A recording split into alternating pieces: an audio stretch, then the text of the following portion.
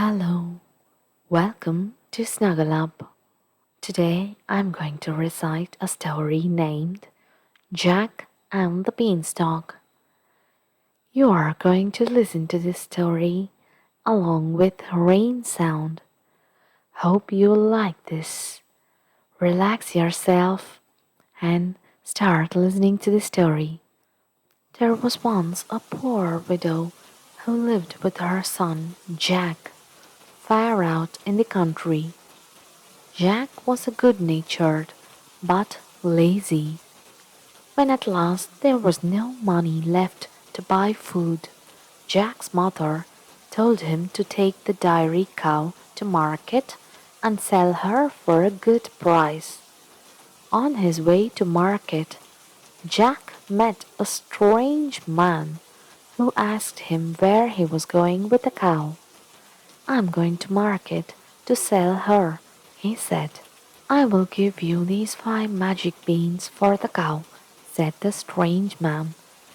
Jack thought this was a good bargain, so he traded the cow for 5 beans. Jack hurried home and said, "Look at the 5 beans I got for the cow." "You foolish, lazy boy," yelled his mother. "Now we will go hungry." She threw all the beans out the window, and she and Jack went to bed without any supper. When Jack awoke early the next morning, he noticed an odd shadow across his window.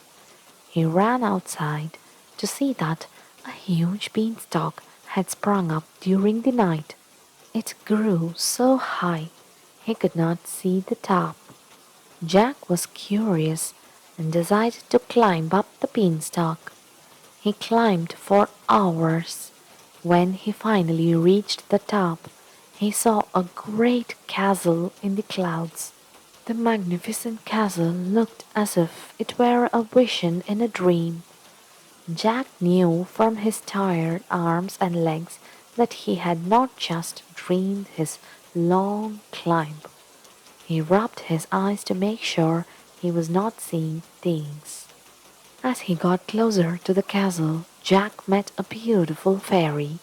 She told Jack that the giant who lived in the castle had killed Jack's father long ago and had stolen all his gold.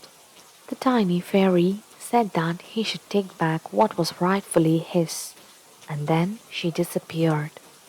When Jack reached the steps, he asked the giant's huge wife for some supper. "If you stay here, the giant will have you for supper," she said.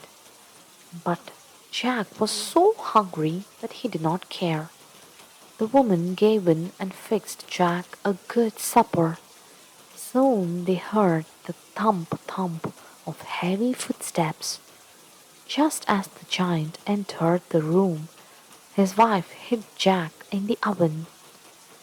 The giant sniffed the air and roared, "Fee, fee, fo, fum. I smell the blood of an Englishman." "It's just your supper," said his wife. The giant ate his huge supper in one huge swallow. Then he roared, "Fetch my gold coins." The woman brought in bags of gold coins that had belonged to Jack's father. The giant fell fast asleep, counting the money. Jack took a bag of gold and ran back to the beanstalk. He threw the bag down to his mother's garden and climbed down as fast as he could. Jack's mother was overcome with joy when the gold coins rained down. They could now take care of their needs for a while, but then one day the gold ran out. Jack disguised himself and went up the beanstalk again. He wanted more of his father's gold. When Jack returned to the castle, very tired and hungry, the giant's wife did not want to help him. "The last boy I helped stole a bag of my husband's gold," she said. But Jack was so polite that she finally let him in and gave him a drink of water. Just then, the giant's footsteps shook the floor. Jack barely had time to hide in the oven before the giant entered. The giant entered the kitchen and roared angrily. Fee, fee, foo, fum. I smell the blood of an Englishman. Don't be silly, said the giant's wife. The giant ate his supper, and then he told his wife to bring him his hen. Jack heard the giant shout, Lay! When he peeked through a hole in the oven, he saw the hen lay a perfect golden egg.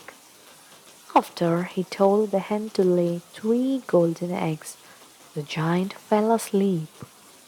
Jack leaped out of the oven, snatched the hen, and ran. When Jack reached the beanstalk, he began to climb down quickly. He took the wonderful hen to his mother. The hen laid a golden egg on command every time. With the golden egg, Jack and his mother were able to fix up their cottage, and there was always plenty to eat. After a while, however, Jack decided to climb back up the beanstalk. Jack sneaked back into the castle and hid in a large pot. The giant sniffed the air and said, Fee, fee, fo, fum. His wife went over to the oven and looked in, but there was no boy inside.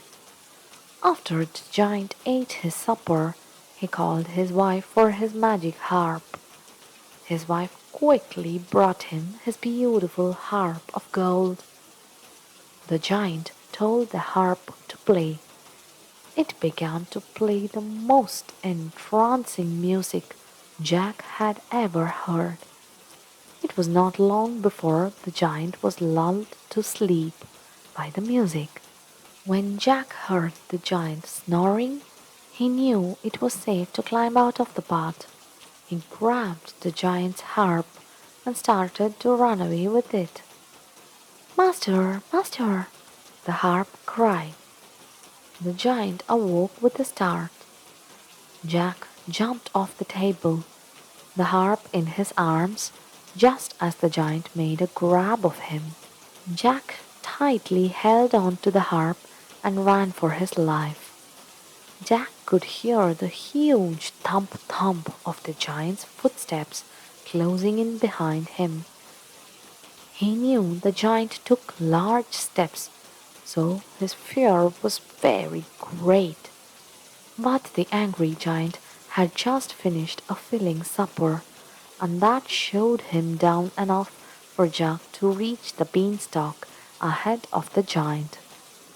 Jack clumsily climbed down the beanstalk with the harp, calling out to his mother as he went out, Mother, bring me the axe.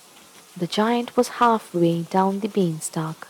When Jack reached the ground, Jack took the axe from his mother. With one mighty chop, he cut the beanstalk in two.